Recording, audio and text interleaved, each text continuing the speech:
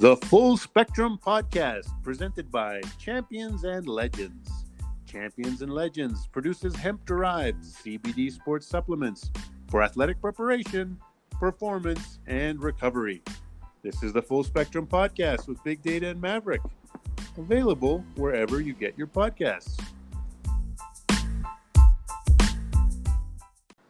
Happy New Year, Big Data. Happy New Year. Oh, man, 2021, only a couple days in, and I'm feeling great. How you feeling? How was your New Year's, my friend? Oh, it was fantastic. I don't think I made it to midnight. Maybe like a 9:30-ish. Yeah, you know what? For you, that is New Year's. You hit 9:30. That's impressive. Ladies and gentlemen, let me tell you, 9:30 for the Big Data. That's big news. Let me tell you. Thank you. Yeah. Well, speaking of New Year's, what about New Year's resolutions? Are you a New Year's resolution guy? Oh, no, those do not work. They don't work. Well, let me give you a little motivation. Maybe you need to inspire yourself. You need a guy to watch for. So as I'm looking around and I see that Champions and Legends, they added a new guy to the roster. And this guy is the reason that I'm going to work out harder, faster, and do everything right, because this guy is the pinnacle of meeting all your goals. Who is it? I am speaking of James, the Iron Cowboy Lawrence. He's the newest member on the roster with the Champions and Legends team. And let me give you a little insight into why this guy is the greatest human being maybe ever to grace our earth. 50 Ironman races in 50 days across 50 states. That is what this guy accomplished over the last little while. Ladies and gentlemen, let me say that again. 50 Ironman races in 50 days across 50 states. If you can't get yourself up to go run on a treadmill or lift some weights this year or eat better or stop drinking or whatever the situation is, I got no answer for you. But the Iron Man does. The Iron Cowboy, he does. Very, very impressive. Unbelievable amount of intestinal fortitude there. I'll tell you what, though, Maverick. One time, I believe I drank 50 beers in 3 days in one state. Ladies and gentlemen, I stand corrected. Big Data is the greatest person that's ever graced our beautiful earth. Thank you. Thank you. And you know what? You guys both have really cool nicknames. You're the Big Data and Iron Cowboy. Like, you say to yourself, what's tough? A cowboy's tough. What's tougher than a cowboy? An Iron Cowboy. That's a great name. I love that name. It's a great one. Let's get to it. All right. Well, let's start it off. A lot of stuff happened this weekend over the last couple of weeks. New Year's, the end of the NFL season, NBA's in full swing. The NCAA decided to have their playoffs. But let's start where I know you love. Let's start with the NBA. We're a little bit into the season, a couple of games in. Big Data, tell the people what's been going on in the NBA. I got to say, it was a great holiday present. Thank you, NBA, for filling up our Christmas vacation with just a ton of games. Mm-hmm. So thank you, David Silver. Thank you, NBA. Really appreciate it. Hey, let's start off with some interesting things going on. So who's playing the fastest so far in the NBA this season? The fastest. Golden State Warriors. What do you mean by the fastest? Sorry, man. What do you mean by the fastest? They have the most offensive possessions per game for any of the teams. They're at about 110 possessions a game. Very fast. Very nice. Wow, that is big, yeah. Okay. So far on offense, Milwaukee Bucks have the best offensive efficiency, 118 rating. And the Philadelphia 76ers, the best defensive rating, 98, which is actually really awesome. Record-wise, there's a theme here. So at 6-1, the Philadelphia 76ers, the best start in the NBA. Interesting. And then we've got the Clippers, Lakers, Orlando Magic, and the Indiana Pacers at 5-2. So strong starts for all five of those teams. I love it. Let's get back to that Golden State, and let's talk about one guy specifically. I mentioned it a couple of podcasts ago. I said, hey, Steph, I got one problem with you and one problem only. Cornrows. They don't go with you. And since then, he obviously listened to the podcast. He got rid of them. And two things happened since the cornrows went. He had a video that went viral, 5 minutes straight of hitting three-pointers. Did you see that? It was unbelievable. I thought it was like one of those green screens or something, and they were just faking it, but it was actually real. Yeah, 5 minutes straight of hitting three-pointers. So what else happened? A lot of NBA guys are going out there saying, you know what, Steph's kind of done. Golden State's kind of done. We don't know really what to say. And so he said, oh, really? You guys think I'm done? You think my cornrows suck? How about I drop 62 on Portland's butt last week? I loved it. Unbelievable game. Steph Curry, people said was dead. Big data. I don't think he's dead at all. So the first couple games of the season, he wasn't quite feeling it yet. Then he hit the Portland game, and, they were going against Lillard, and the team just said, you know what? We want you to take a lot of shots tonight, and he obliged them with 62 points. It was super efficient. It was not even that many three-pointers. Actually, he was just dominating every which way possible. He followed it up with more than 30 points in the next game. So as his usage has gone up, his points and his efficiency have gone up, which is pretty amazing. But he's not the only guy with a good start so far. Who else? Best players, we got Jokic from the Nuggets is having a great start. Curry, of course, a guy we always love to talk about. Our friend Giannis, having a really good start. Vucevic from the Orlando Magic is playing amazing. That's why they're 5-2 so far. And then your favorites. Yeah, he came in a little fat. Everyone thought, oh, is he motivated this year? James Harden putting up the numbers right away. I don't like the word fat. I like roly-poly better. Yeah, you know what? I think somebody finally said to him, hey, James, the season started. P.S., if you want to get traded, you actually have to show people you're still good. And he said, oh, no problem. And so I think that's where he's like, all right, a couple more laps. And now he's averaging 33 points a game. So there you go. Houston, you might get yourself that trade that you were looking to get. And you as well, Harden, I suppose. Absolutely. There's a few folks not doing so hot so far. Let's point out, team-wise, we've got the Raptors and the Pistons in the basement of the whole league with just one win each. I don't want to say anything because you're the big data. You picked one out of those two to be in the basement. Detroit, you got right. What's wrong with the Toronto Raptors? I mean, this team a couple of years ago obviously won the championship. Last year made it to the playoffs. Is known as that team, that great team camaraderie. But what's wrong with the Raptors right now? So the Raptors offense has just tanked. They're 29 out of 30 teams. They're the 29th ranked offense. They're not getting to the free throw line. They're not finishing their layups. They're actually taking the most three-pointers in the league, which can be a pretty good thing. But just seems to be, maybe it's the fact that they're on a season-long road trip because they have to live in Tampa. They're not allowed to play in Toronto this year. Who knows what it is? Their confidence is in the toilet.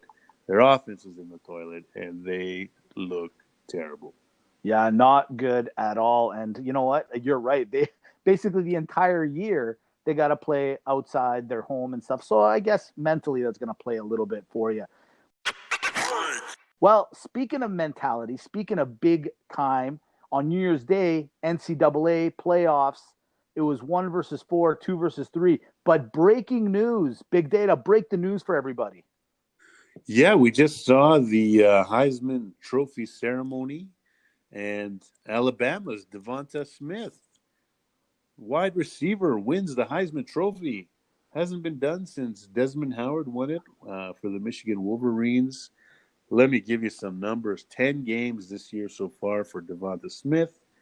105 catches, 1,641 yards, 20 touchdowns, 15.6 yards per reception. He's got a punt return touchdown. He's got a rushing touchdown. It's just unbelievable to think that you could have that kind of stats in 10 games. He's in the SEC. He's playing with a first-year starter, and he just had one of the greatest receiver seasons, if not the greatest, in NCAA history. So great job, Devonta Smith. Deserved the Heisman, and look out, Ohio State. Congratulations. Yeah, that was an impressive year. 1991, you said Desmond Howard. Wait a minute. Isn't that MVP, Green Bay Packer, Super Bowl champ Desmond Howard you're talking about? Honestly, one of the greatest lives of any human. He dominates at Michigan. He wins the Heisman. He really didn't do all that much in the NFL, but he had the biggest game at the best time, and he's on the ESPN College Football Show every Saturday. Who's got a better life than Desmond Howard? Nobody. It's all about timing, big data. Timing is everything. Well, with what you just said in the stats that Devonta put up, Alabama versus Notre Dame, that was on New Year's Day, and Alabama did exactly what everyone thought they were going to do. They just didn't do it to the extreme like everyone thought. Alabama ends up winning, so they're off to January the 11th. They're waiting for the winner of Clemson, number 2, versus number 3, Ohio State. Everyone kind of thought this was going to be a close game, and it was definitely not. And it was Ohio State and Justin Fields that just absolutely destroyed this Clemson team from top to bottom. Dabo Swinney can say whatever he wants. Ohio State made Clemson look like amateurs. Did you watch that game, Big Data? Totally was so psyched up for that game. I saw Clemson score the first touchdown, and I thought, wow, Clemson looks great. And then Ohio State said, not today, Tigers. This is my day. I just thought it was amusing that, unfortunately, Fields, the quarterback for Ohio State, took that hit. Was a targeting hit by the middle linebacker from Clemson, and he was hurt. And Ohio State basically gave him a pain shot. I think they basically refused to give him an X-ray at halftime. Mm-hmm. They just threw him back out there for the second half. He even said they didn't really diagnose me with anything, so I just kept playing. College, do better. Well, you know what? I'll kind of disagree with you a little bit because I heard that in the locker rooms, Tyrod Taylor's the same doctor that gave the puncture shot to him was in the draft. And he's like, no, I'm fine. I'm good. I'm really good. So that's what I had heard happen. And you know what? With that being said and what transpired this year, I say, Justin, great call. You do it. So with that being said, on January 11th, it's Bama versus Ohio State. Big Data, who do you like in the national championship? I just think this Alabama defense is not what it normally is, but that is the greatest Alabama offense we've ever seen before. Ohio State's defense is okay compared to other years that they've had pretty good defenses, but this one is an okay version of it. The offense for Ohio State is fantastic, but in the end, I think your Heisman Trophy winner, Mac Jones and Najee Harris, are going to run wild on the Buckeyes. So I'm going to give it to Alabama. I love the Hulk Hogan analogy. I love it. I think I got to go with Bama as well, just for the simple fact they're just too hot. They got the best player in the nation on their team. You can't stop them. And this team, and they got the greatest coach maybe of all time when it comes to NCAA football. So put those all together, and it's going to be Bama winning once again. Now, from there, let's go to what everyone wants, where all these players want to go one day, and that's the NFL. The regular season is over. It was a hell of a season. I don't even know what to tell you. And the best part about the NFL is Week 17, and especially this year, was no slouch. It literally had there was like 4 games, I think I counted, maybe 5, that really didn't mean anything, but every other game meant something. Somebody had to win, somebody had to lose to get into the playoffs. I loved it. It was one of the best finales of a year, especially with the COVID and all that. You know what? I think the NFL did a great job, and I think the drama at the end of the year also worked out in their favor, and the NFL has done it once again, putting on a great show. But what they didn't do very good, and it wasn't really their fault, and it's been the talk of the town, and of course we got to talk about it, prime time, Sunday night, Washington football team versus the Philadelphia Eagles. It's 17-14 at halftime. The no-namers are up by 3, and Doug Peterson, knowing that the New York Giants have won earlier in the game, if they can pull off the upset, the Giants go to the playoffs. Jalen Hurts is playing some phenomenal football. He's playing some good. He wasn't playing his best game, but he was having a good game. 2 rushing touchdowns earlier in the game. And what does Doug do? Doug pulls Jalen Hurts, puts in the third stringer, Nathan Sudfeld, to play, saying he needed some reps. He deserved it. It's been that kind of year. Big Data, what happened in Philadelphia on Sunday? Well, first of all, I think Doug Peterson lost the respect of 99% of his team. Everyone not named Nate Sudfeld. Mm-hmm. He said, they looked like they were trying to win the game. They went for it on fourth down to try to get a touchdown. It almost worked. They almost took the lead at one point in the game when it was 17-13,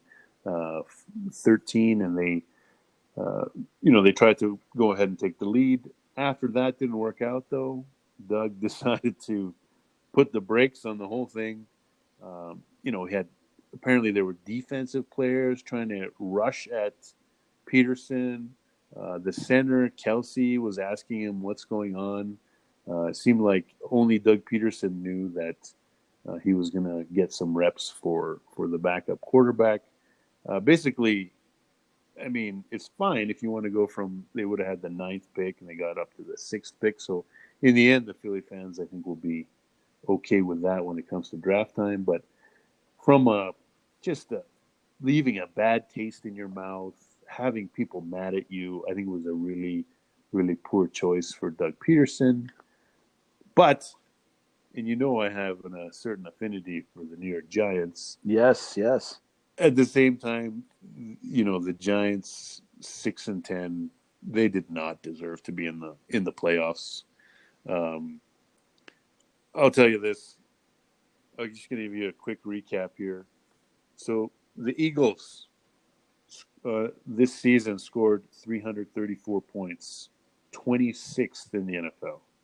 They gave up 418 points, 20th in the NFL. So they were minus 84 in points. Mm-hmm. Their expected win-loss was 6-10. They ended up a game and a half below that. So they didn't meet the expectations even of their statistics. They didn't meet the expectations of the season. And they took a big poop on the field, essentially, at the end of the game. Well, here's my quick little rundown. You ever see that movie? It's a famous movie, Office Space. You ever seen that movie? Gary Cole's in it, Jennifer Aniston. It's kind of older. And there's a scene, it's like a very repetitive scene where the manager, Gary Cole, goes up to this one guy, Dilbert, I believe his name is, and he goes like, I'm going to need you to come in on the weekend. I feel like that's what Doug Peterson went to basically Jalen Hurts. Like, Jalen, I'm going to need you to sit the second half. I'm going to need you to sit down and not say anything. And I hope you understand. But I think that we're giving Doug Peterson all the slack when I don't think it was his call. Let's just call it what it is. 3 weeks ago, his head was on the chopping block. Wentz was complaining that he wasn't getting the time that he wanted. And all of a sudden, all those things about Doug Peterson being fired are gone. Truthfully, I think this came from the higher brass. I think they simply said, hey, Jalen is making Wentz and our $125 million investment look bad. We need him to sit. We're going to put in Nate. Who cares about the Giants game? Who cares about Dallas? Whatever that scenario was, they didn't care. And I truly felt like they gave it away. Now, a lot of people think that automatically, Philadelphia would have won that game. But here's the thing, New York Giant fan, and I'm sorry I say this to you, Big Data, but you guys at 6-10 had no right to complaining. You know what I mean? At the end of the day, horrible call. It looked horrible to everyone watching the game, and everyone's talking about it. It does 100% look like they tanked, and it was embarrassing. And at the end of the day, if Doug Peterson doesn't get fired, then we know it came from the higher ups. That's the way I look at it. I truly believe that's what happened in this particular situation. It was just a matter of marketing and media, and they said, hey, Doug, do this solid for us, and you get to keep your job one more year. So, again, the Giants for sure didn't deserve to get in there. I'll give you their rundown. They scored 280 points, 31st out of 32 teams. They gave up 357 points, which was pretty good, 9th in the NFL. They were minus 77 points, though. Their expected win-loss was 6-10, and they ended up 6-10. So not bad. They did not bad compared to their statistics. You know what? They just don't have a whole ton of talent on the roster. I think they turned things around a little bit this year, but if they weren't in the NFC East, we would be saying it's a disappointing season. But for the Eagles, once that game got flexed to Sunday night, and it was the apex of this season, someone up there should have said, hey guys, you know what? We cannot sully our reputation. Yeah, maybe at 11 a.m., Mountain Time, on a Sunday morning. We can sully our reputation a little bit, but don't do it Sunday night when everyone's watching. They're not going to live this down for a long time. And I think it's actually going to cause the franchise to go in a bad direction here. Well said, Big Data. Well said, and you backed up all of what you said. I love it.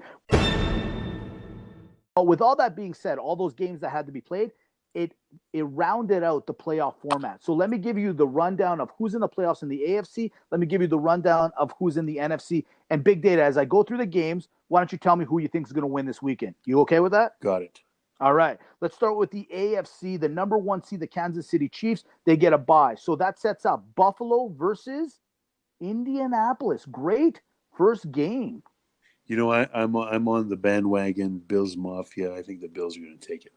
I love the Bills Mafia, but I worry that, man, they're on a 6-game winning streak. They're playing some awesome football. I'm glad they're not getting a bye. I'm going to join you. I think Bills Mafia all day long. It's the number 3 seed, Pittsburgh Steelers, taking on who they played last week, the Cleveland Browns, first time in since 2002, I believe. What do you like in this one? So I just heard some news tonight. Looks like the head coach is I missing the heard it. game with COVID. There's some more assistants, a couple more players. And then even there was some drag racing incident last night with a couple players. One of What? them being on the offensive line that might be in trouble. Too much nastiness. I got to say, Drag racing. yeah, too much going on with the Browns. I got to give it to the Steelers. Anybody that's on the Fast and the Furious roster, I'm going Cleveland then, if that's what you're telling me. That's amazing. All right, last game in the AFC. It's the Tennessee Titans getting in off a kick that hit the upright and went in to get into the playoffs versus the Baltimore Ravens.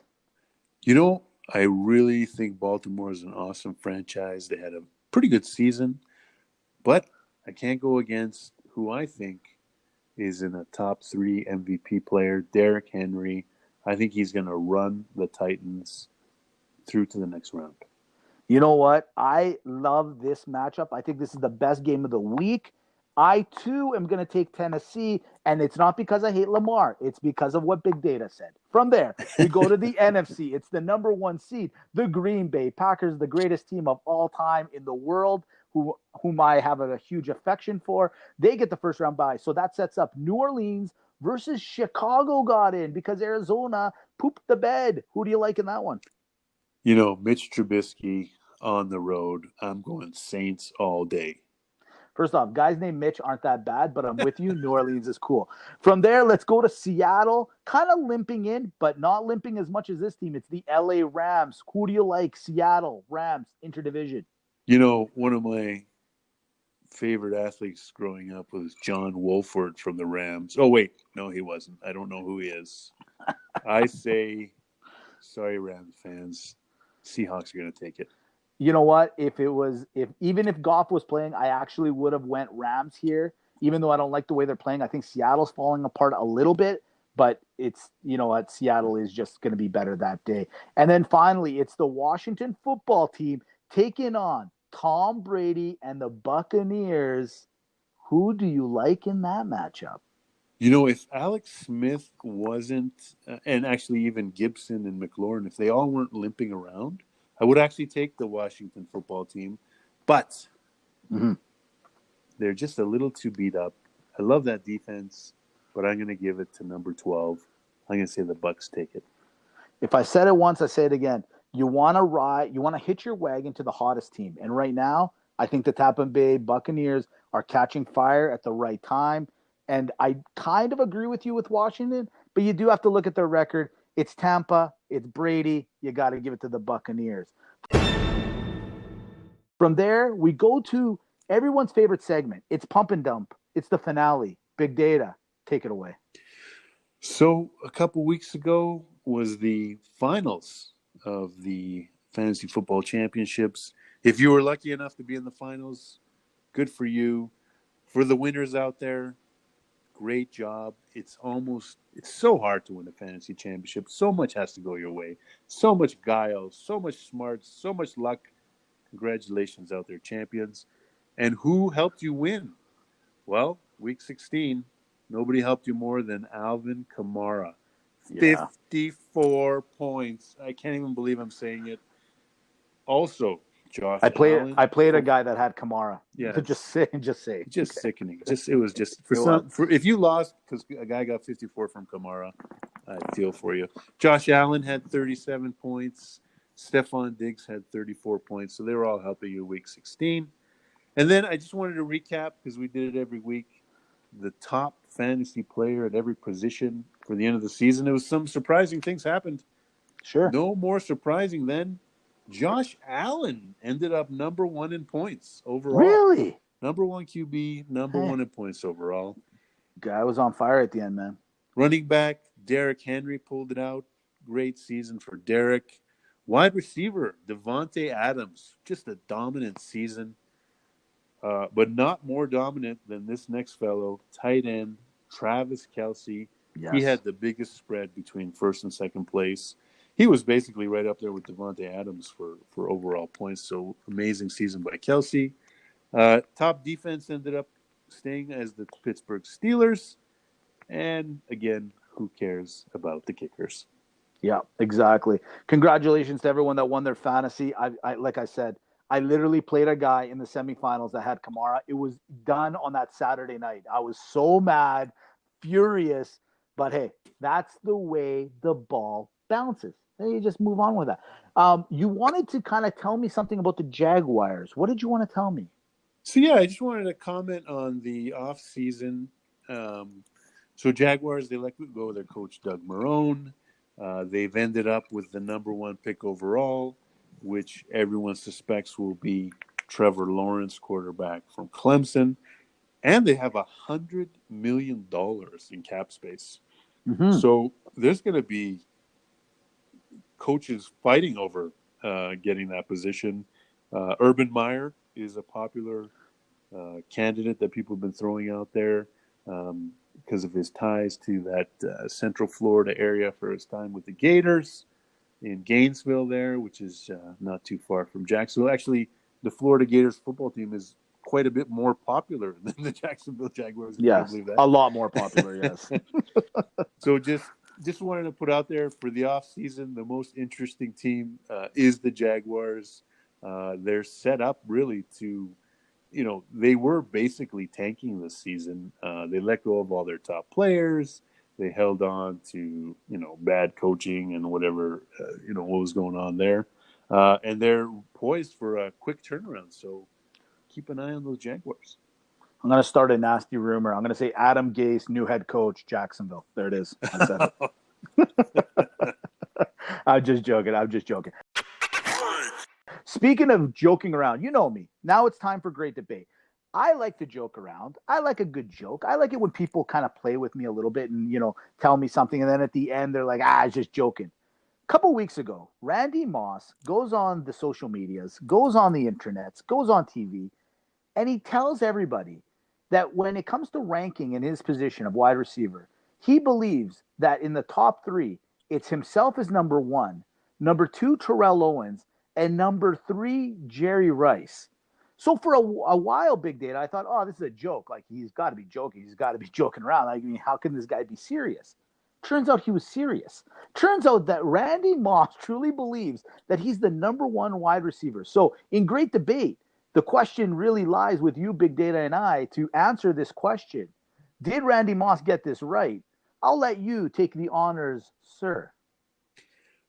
You bet. So I'm going to start with some career statistics for Randy Moss, for Jerry Rice. Okay. And we'll add in a third receiver sure. who's right up there as well. So I'm going to start with Jerry Rice.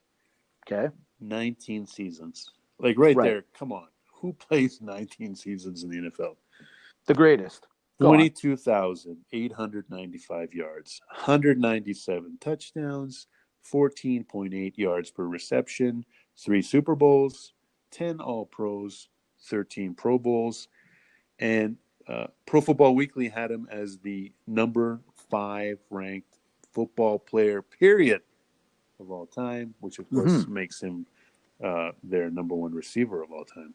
Right. Then we'll get to Randy Moss. 14 seasons, 15,292 yards, 156 touchdowns, 15.6 yards per reception, 0 Super Bowls, 4 times All-Pro, 6 times Pro Bowler, and Pro Football Reference had him tied as the 49th overall best player and the number 3 wide receiver, tied with Marvin Harrison. And let's add one more. You're thinking, well, who's the number 2 receiver? Well, I'll tell you, this gentleman also played 14 seasons, 15,934 yards, 153 touchdowns, 14.8 yards per reception, also no Super Bowls, wins, that is, 5 times All-Pro, 6 times Pro Bowler, Pro Football Weekly's 42nd player overall, and again, as I said, number 2 wide receiver, and that is your favorite T.O., Terrell Owens. Okay, so for those that don't know, I had a little bit of a run-in with Mr. Terrell Owens years ago. It was literally 10 years ago now that I had a little bit of a run-in. 10 years ago. I had a run-in with Terrell Owens. Here's the quick story. I was in Beverly Hills. I was celebrating a birthday with a buddy. He was on the Cowboys at the time, and we saw him in Beverly Hills. There's a Nike store in the Beverly Hills area. We walked in, and the store was empty. He was the only one in there, and he was flipping through shirts. My buddy's a Cowboy fan. I go up to him. Excuse me, Mr. Owens, could you take a quick picture? Sorry, man, I'm busy. So I don't care if he had Jerry Rice's numbers. Till this day, I will never like Terrell Owens. Ever, ever, ever. However, out of the respect for the podcast and respect for all the people out there listening, I will say this. Terrell Owens in this debate of who's first, second, or third is number 2. Who's number 1? It's not just obvious. It's automatic. It's Jerry Rice. And I'm not going to go through all the same stats that you just had, Big Data, because it's futile. Jerry Rice was so good during a league and during a time when they were running the ball more than they were passing, and he came up with those stats. Just remember that. Finally, Randy, I love watching you. You were fun to watch. You were exciting to watch, but do not ever think that you are better than Jerry Rice. In fact, I put you third, even compared to a guy that I hate like Terrell Owens. You, sir, just got mossed. Done. End of the conversation. I'm done. It sounds like we're both on the same page for the first time in a long time. Big Data. There it is. The full spectrum. 2021, latest pod. It felt good. Thanks for listening. Thanks for downloading. We're going to have a pretty exciting 2021, listeners. And please keep checking us out. The Full Spectrum Podcast, presented by Champions and Legends. Champions and Legends produces hemp-derived CBD sports supplements for athletic preparation, performance, and recovery. 50 Ironman races in 50 days across 50 states. Stud. The Iron Cowboy. That's all I'm going to say. Stud. Okay. So I'm just going to go for a run now. Like, I have no choice. I have to go for a run now. I got to sit there and make fun of everyone else, and I'm sitting here. I got to go do something. Have a great week, everyone. Thank you very much for listening.